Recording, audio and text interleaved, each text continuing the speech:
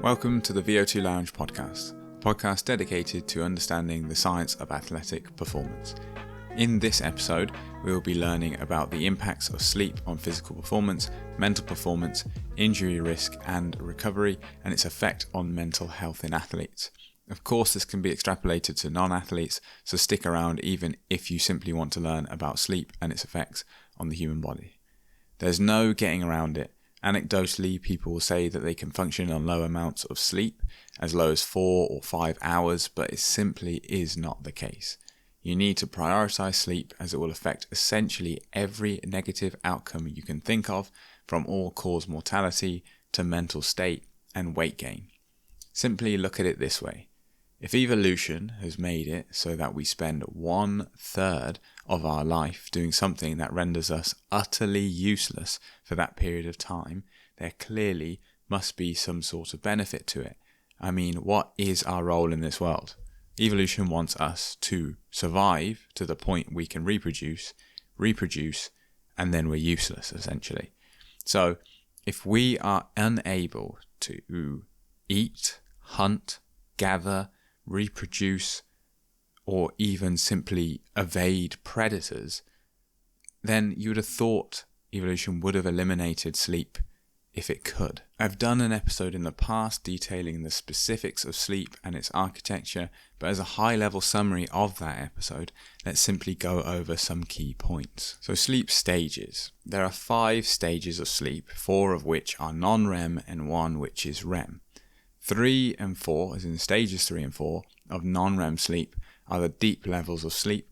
Stages 1 and 2 are the light phases of sleep, and then REM sleep, rapid eye movement, is obviously the final stage. These are cycles that we go through in about 90-minute phases. Now, deep sleep is where information is effectively transferred between parts of the brain. First half of the night consists of mainly non-REM sleep, and then later into the night you will experience more REM sleep. This is why cutting your sleep short is so dangerous, as you could be eliminating a large amount of your REM sleep. For example, say you want to get up at 5 a.m. to go to the gym, and rather than going to bed at say 9 p.m, you still go to bed at 11 p.m, and then what will occur here is you will effectively eliminate a large proportion of your REM sleep. Now let's get on to the starting point, and that is athletes and their problem with sleep. Athletes, despite their dedication to physical training and conditioning, often face challenges in obtaining sufficient and high quality sleep. This is an issue that has implications not only on their performance on the field, but also their long-term health and recovery. Several factors contribute to the sleep challenges faced by athletes. Training schedules, travel demands, competition stress, and the pressure to maintain peak performance can disrupt sleep patterns. The observations that athletes tend to sleep less on average compared to non-athletes raises concerns about the potential impact on their physical and mental health. The connection between poor sleep and increased risk of injury, including concussions, is particularly noteworthy. The relationship between sleep deprivation and injury risk has been documented in various different contexts, and it appears to be a significant concern for athletes. Now, understanding and addressing sleep-related issues in the athletic community are crucial for enhancing performance, reducing injury risk, and promoting overall well-being in general. Now, the identification of specific groups of athletes, such as NFL players, being more prone to sleep difficulties like obstructive sleep apnea, highlights the need for targeted interventions and awareness campaigns within particular sports. Now, addressing sleep disorders early on have significant positive effects on athletes and health and performance. Now, the reason probably NFL players in particular is, let's just think about this, and it's probably, you can extrapolate it to rugby players. It's the enlarged mass of these individuals. They tend to be very muscular, and in certain positions like defensive linesmen, ignoring the muscle mass, just the sheer mass of these human beings is likely the cause of this sleep apnea. Because if we look at it outside of the athletic community, yes, there are some people who have it without being overweight, but we do see it as in higher prevalence around individuals who are overweight. So to improve the sleep hygiene of athletes, sports organizations, coaches, and medical professionals work and collaboratively to develop comprehensive strategies. These may include education on the importance of sleep, creating conducive sleep environments and managing training schedules to allow for adequate recovery and addressing specific sleep disorders through medical interventions. Now, in sports like the NFL, for example, I'd hope, given how much money and how big the teams are, team doctors are able, well, first of all, are employed, and second of all, are able to target and address such issues. In certain sports, maybe where there's a more historic approach to the whole training philosophy, then or less money, for example, maybe in Olympic weightlifting, for example, it could be that people slip under the radar who maybe aren't the top prospect, but are in that pipeline and are just getting somewhat ignored, shall we say. Now, overall, prioritizing sleep as an integral part of an athlete's training regime is crucial for optimizing their physical and cognitive abilities, reducing injury risks, and promoting long-term health and well-being. Now, this is something I do think, and is the case for all training plans that get issued by coaches, really, in various environments, specifically, I suppose, in the endurance and possibly strength environment, where training plans, non-tailored and tailored plans, are quite a popular thing. It isn't always explained that if you're trying during this high intensity or high volume phase, almost a training camp-esque phase of training, that it's not good enough just to prioritize that 15 hours or 20 hours or 10 hours that you are focusing on doing the sport. You also need to adapt your lifestyle to ensure that you are getting adequate sleep. And really, when it comes to sleep, erring on the side of more is better is simply the easiest way to do it. Giving yourself the greatest sleep opportunity. Say you are trying to target 8 hours of sleep, but you get in bed for 9 hours. Sure, if you have a wake-up time of 6 a.m. and you keep on getting up at 5:30, then yes, maybe try cut some of that sleep off at the beginning, but really that's kind of the ideal situation. You can then get up slowly and you can get on with your day like that. It is encouraging, however, to see that major sports organizations like the International Olympic Committee, the IOC, and the National Collegiate Athletics Association, the NCAA, are recognizing the significance of sleep in the context of athletic performance and mental health. The inclusion of sleep health considerations in their official documents indicate a growing awareness of the importance in addressing sleep-related issues for athletes. I'd like to just interject for a short second, saying that the fact that the IOC, right, the International Olympic Committee, so the Olympics essentially, is mentioned in the same sentence as a college athletics association as a UK individual is just completely mind-blowing, in the sense that US sports is so big at the college level that they have all this infrastructure. And I think it's incredible. And it's one of the, for the most part, America isn't somewhere that appeals to me as somewhere to live. However, I think it'd have been really cool to have, say, grown up in that environment of it really, the path being in front of you of at college or getting into college, this is a viable path. But anyway, back on track. The IOC's focus on sleep health, encompassing sufficiency, proper circadian alignment, overall perceived sleep quality, and absence of sleep disorders, reflects a comprehensive approach to this issue. They recognise the impact of sleep on both mental and physical health. The IOC's recommendations for education, assessment, screening, and evidence-based treatment strategies highlight the need for a holistic approach to managing athletes' sleep in general.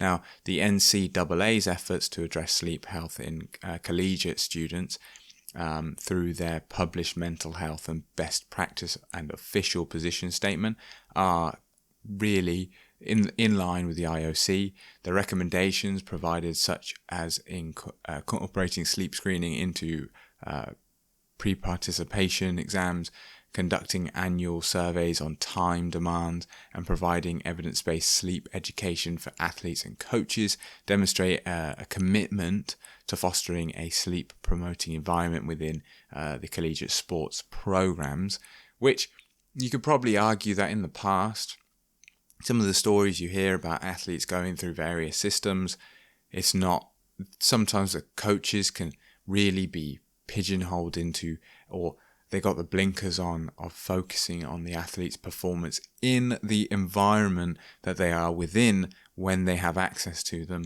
and not necessarily branching out or being educated to branch out of that and understand that maybe this time of year there's a lot of pressure from exams, or maybe this time of year they've got other stresses, and so a easing off in training possibly to in the end achieve a fitter, stronger athlete, because they don't get ill or they don't get overworked or they don't drop out of the program, can now be a thing with stuff such as education on sleep and its effect on athletic performance. Now, overall, the initiatives from the IOC and NCAA are crucial, really, steps forward towards integrating sleep health into a broader conversation about the athlete's well-being. Now, by promoting awareness, education, and proactive measures, these organizations are really contributing to a culture that values and prioritizes sleep as an essential component of optimal athletic performance and mental health, because really it can be contradicted heavily by the celebrity presence, and a lot of them having these what is commended and what is celebrated is a celebrity being in the gym at 4 a.m. and not necessarily, one, they could be doing it unhealthily and they could be having like 5 hours sleep, or they could be going to sleep earlier, and the fact that is not part of the very small snapshot, really, that is who athletes in some cases can look up to, if they're not looking up to someone within the sport. And that can make the culture around sleep in and out of sport one that is quite hard to be conducive towards optimal health and performance. So, what does the epidemiology have to say about athletes and their sleep? Studies reveal that insufficient sleep can have profound implications on metabolism, the endocrine system and its function, cognitive outcomes, and athletic performance. Notably, athletes, when compared to non-athletes, tend to experience both a reduced quantity and efficiency of sleep. Now, what is sleep efficiency, you ask? Sleep efficiency is effectively just the ratio between the amount of time actually spent asleep and the amount of time in bed. So it's saying that athletes, for various reasons that will be underlined later, can struggle to get to sleep when in bed, or can be woken up in sleep during the night and then remain awake for a prolonged period of time. Now, research conducted by Leader et al. In 2012 on 47 elite athletes highlighted that, on average, athletes slept 6.55 hours while non-athletes slept 7.11 hours. Now, it's not a massive difference. However, athletes exhibited lower sleep efficiency, longer time spent in bed, increased wake-up after sleep onset, prolonged sleep onset latency, and higher sleep fragmentation. These findings were consistent with other studies indicating an average actigraphically determined sleep duration of about 6.5 hours among elite athletes. So just simply saying, although the sleep recorded on average was 6.55, the actual sleep kind of achieved is 6.5 hours, so slightly under. Now, sorry, when I said it's not actually that big a difference, it is, to be fair, a half-hour difference, which is a reasonable proportion of the total sleep. A study by Ma and colleagues in 2018 reported that 39.1% of athletes self-reported insufficient sleep, emphasizing the prevalence of this issue in general. Now, Turner et al., another study in 2019, further highlighted that collegiate athletes in a sample of 8,312 people felt they did not get enough sleep on average of 3.8 nights of the week out of 7. The concern about inadequate sleep extends beyond just duration. Studies employing the Pittsburgh Sleep Quality Index, or the PSQI, consistently reveal poor sleep quality among athletes. It is what it says on the tin. It's just a sleep quality index. Just determines how, simply where you lie on that spectrum.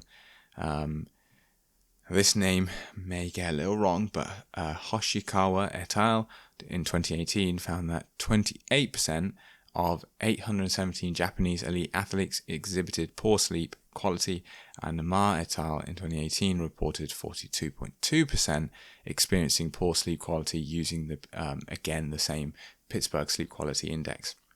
Now, the NCAA's recommendations, as outlined earlier in their mental health best practices, emphasizing the importance of addressing sleep-related issues through annual surveys, sleep screening, and evidence-based sleep education for both athletes and coaches. Because it's not good enough just to have the athletes on board. You need to have their coaches, because especially in a team sport environment, or even so on an individual basis, it's just very hard to it's very easy to just blindly follow the coach's instructions, and it's quite hard to sometimes change the coach's opinion / input, because really they need to be the rudder in all of this. Now, daytime sleepiness is prevalent concern as well, because what good is it if you are awake if you just feel drowsy all the time? Now, Turner et al. In 2019 reported that 60.9% of collegiate athletes experienced feeling tired, dragged out, or sleepy during the day, at least 3 days of the week. Additionally, Ma et al. Again, 2018 found that 51% of students reported high scores in the Epworth Sleepiness Scale, indicating elevated levels of sleepiness among elite athletes. Now, another thing to bear in mind, which I have talked about in my sleep dedicated episode, is sleep chronotype. Now, chronotype distribution among athletes reveals a higher prevalence of morning and intermediate types, potentially influencing variations in performance based on training schedules and competition times. Now, disturbances in circadian rhythm due to travel, which athletes can often do quite a lot of, time zone changes or late night competitions can impact sleep patterns and subsequently affect athletic performance. I mean, take this for example, as to how important competition time can be on performance. In the 2009 Beijing Olympics, it was proposed to move the swim finals from their evening slot to the mornings to suit US viewers. Now, David Sparks, the British swimming chief executive, commented at the time saying British swimmers would compete whenever they were told to, but I prefer the evening finals because that's what swimmers have been trained to do, and they are stronger in the evenings. That's the level of, swimming, you are competing for such a fine margin in overall time that anything you can get really to trigger the body to be at its peak is crucial. And here is a fine example of how moving things around in the time of day you're competing is critical. Now, this isn't to say that if you are a middle tier athlete going to do your first marathon, for example, that it's make or break what time the marathon's at. No, because you're not competing at the cutting edge of the sport. you could make more improvements simply by upping your training volume or increasing the number of intervals you're doing, or so on and so forth in your period. There are so many other levers to pull. Whereas when these people are already at the ceiling of what they can do, things like competition times start to really impact performance. Now, moving beyond sleep duration and quality, various sleep disorders pose significant challenges.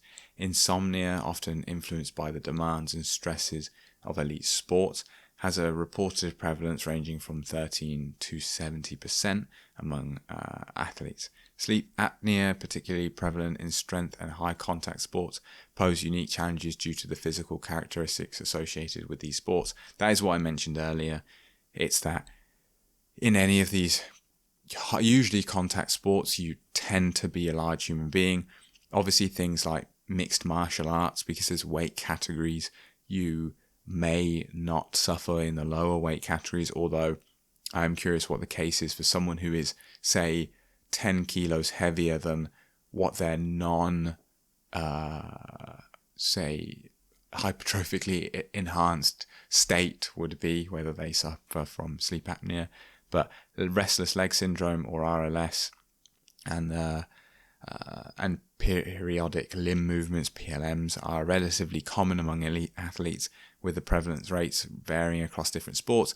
Despite the challenges in precisely assessing insomnia in athletes, studies emphasize its significance in the context of elite performance.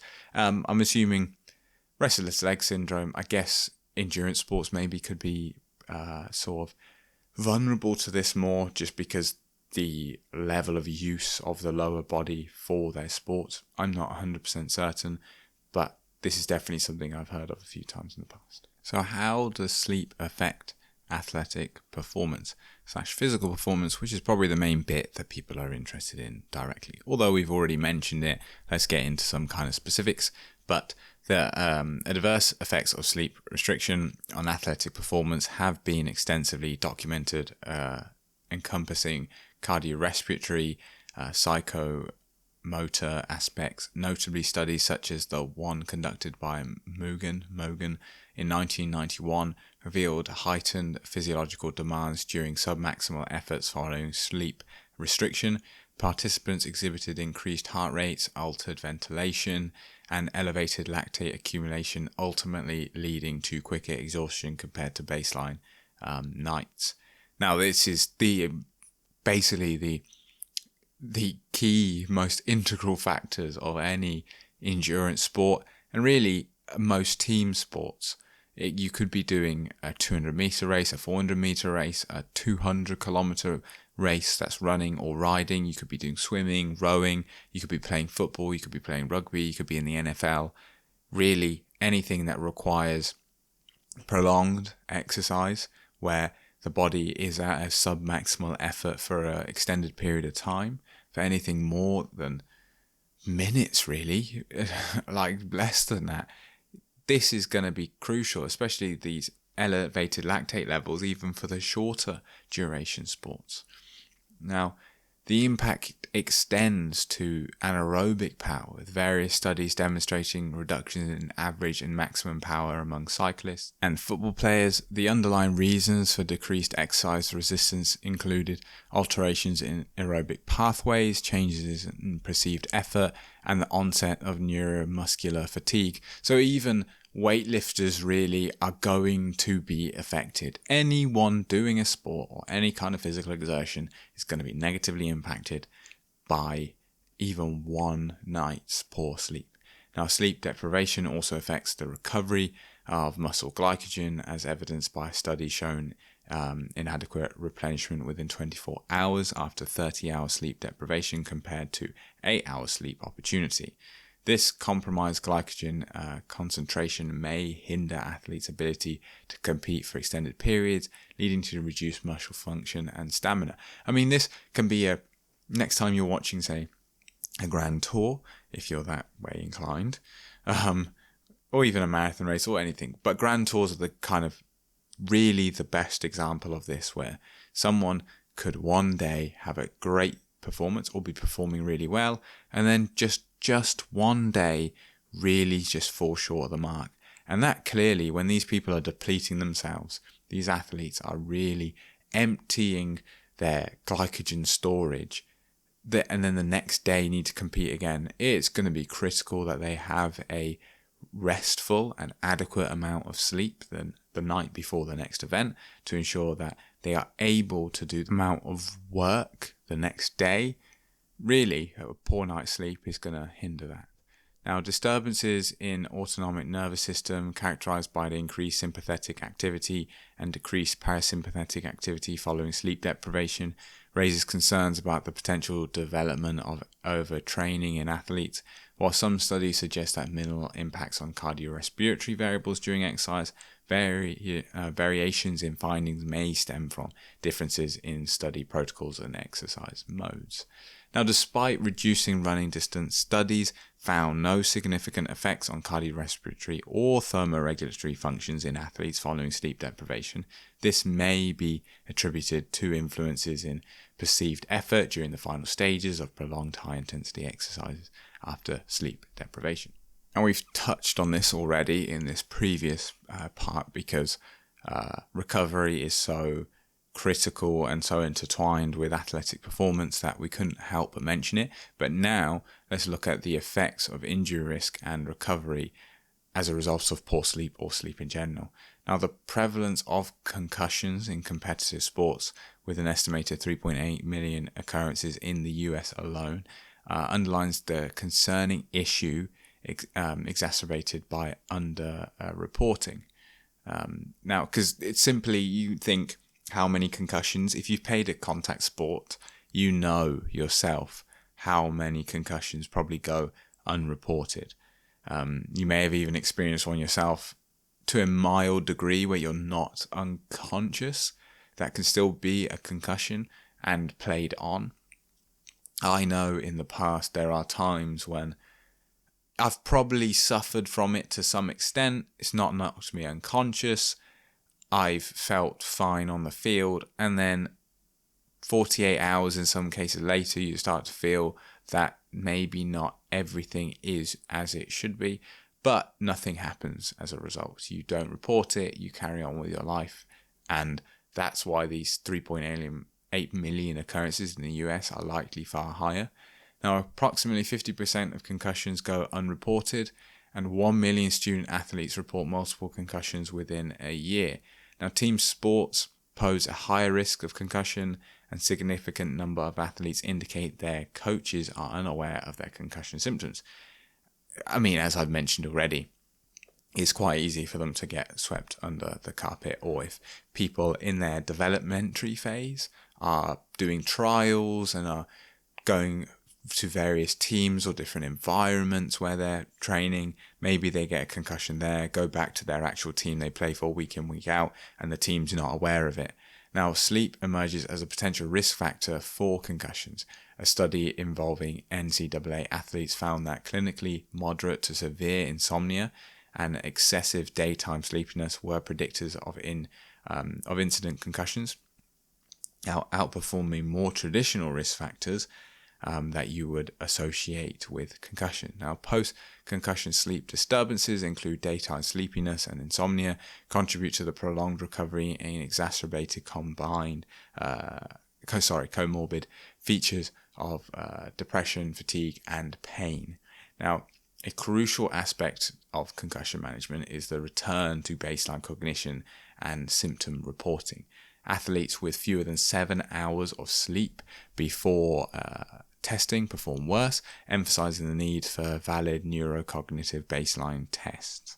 Now, gender differences in symptomatic presentation after concussion highlight a necessity for individualized baseline assessments.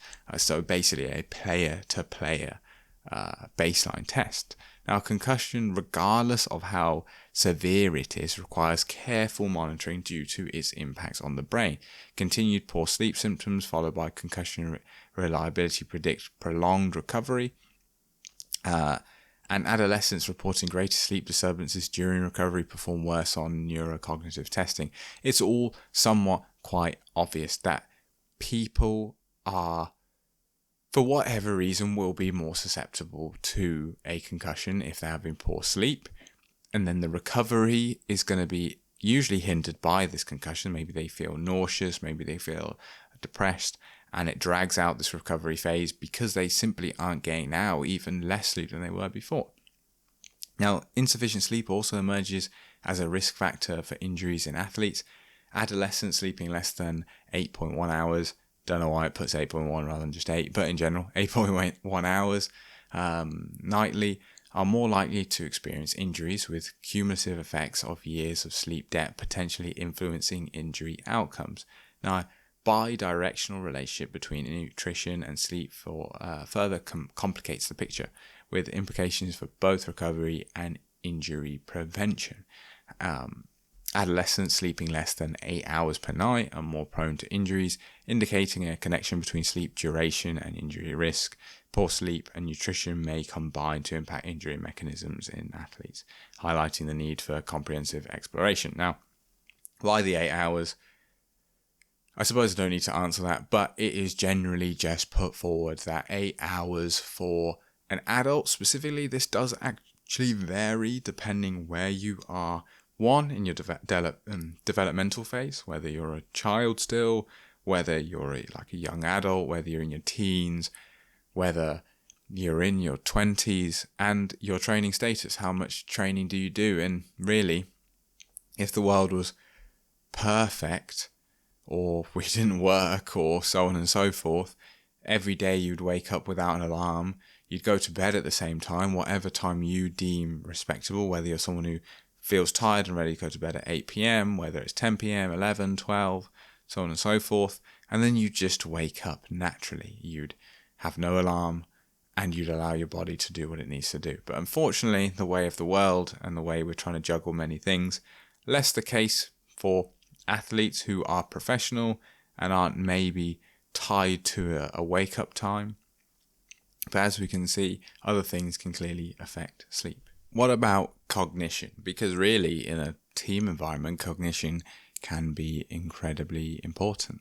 And a lot of sports cognition is incredibly important. Now, sleep plays a pivotal role in various cognitive functions and essential for athletic performance. Vigilance and reaction time are significantly affected by sleep restriction, negatively impacting attention and reaction times even after just one night of complete sleep deprivation. Conversely, sleep extension has been shown to improve reaction times and reduce daytime sleepiness, particularly in student athletes. Now, student athletes, to some extent, are probably some of the most sleep deprived, should you say? Especially with probably a vibrant, in some cases, social life, staying up late on weekends, alcohol consumption, so on and so forth. And the fact that, one, they're an athlete, so they need more sleep, and two, they are still young and still developing both their brain and their skeletal system, muscular system, all that. They need more sleep. And so arguably these can be some of the most sleep deprived individuals in the athletic sphere. Now, executive functions crucial for strategic thinking, decision making, and cognitive flexibility are compromised by insufficient sleep. Deep sleep, specifically slow wave sleep, positively impacts the prefrontal cortex, enhancing functions related to the cerebral region. Inhibitory control, prioritization, and cognitive flexibility, vital for athletes, suffer under conditions of sleep deprivation, and the ability to make sound decisions during high stakes moments in sport may also be compromised. You think, I'm going to use rugby because it's a sport I used to play. You think you are in a moment, one of your teammates breaks through the defensive line, and you now have to make a decision in that moment. What line do you run? Where do you go? Do you decide to run it in a gap for the offload? Do you just stick closer to them and go in for the clear out? Say they then now get tackled, you go in for the clear out, or your third or fourth person there, the scrum half's down. You need to now make a quick decision as to what do you do with this ball. Do you pick and go? Do you offload? Are there other options? So on and so forth. There is so much going through a player's mind in various positions, and a 9 or a 10 if they have a poor night's sleep, you think how detrimental that could be to the game, especially if the only other option is to substitute them for someone who's vastly less experienced in, say, the worst case scenario, a World Cup final. This is why sleep is so important. Now, learning and memory consolidation, crucial for skills acquisition and information recall, occur during sleep, particularly in non-rapid eye movement, REM, as I've already described before. Now, sleep restriction can impair memory consolidation, highlighting the importance of adequate sleep after learning new skills. So, pre-season, you're learning new moves, whether that's football, hockey, cricket. It could be in your developmental phase, learning how to catch under the high ball. It could be learning new strokes when batting. All these things are consolidated in the brain once you have gone to sleep. Anyone who's gone through this process of learning these skills, maybe you get incredibly frustrated with how you're serving in tennis or how you're striking the ball in football. Then you come back 2 days later and suddenly all this stuff you've been doing to try learn it has just clicked. And that is the brain's ability to go, okay, hang on, I haven't got the capabilities of doing this right now, but you've shown me what I need to do. So how about you come back tomorrow? I'll work on this in the background. And when you go to sleep, I'll put 2 and 2 together and you'll be able to do it now. That is the miracle of sleep, really. So don't shortchange it. Now, something that I am extremely happy is more prevalent in the media now, and that is people's mental health, and specifically around athletes, because often I think athletes can be seen as quite resilient and hardy and unfazable individuals because of the way you see them perform. But something that can definitely really impact athletes is the end of competition, whether that's retiring, whether that's just the end of a season. This can really impact mental health. Now, the biodirectional relationship between sleep and anxiety, stress really, significantly influences the well-being and performance of athletes. Research has highlighted associations between sleep patterns, daily stresses, and mood states. Poor sleep quality and short sleep duration are linked to cognitive interferences related to stress, such as intrusive thoughts and ruminations. Conversely, stressful experiences and cognitive influences throughout the day can impact bedtime and wake time.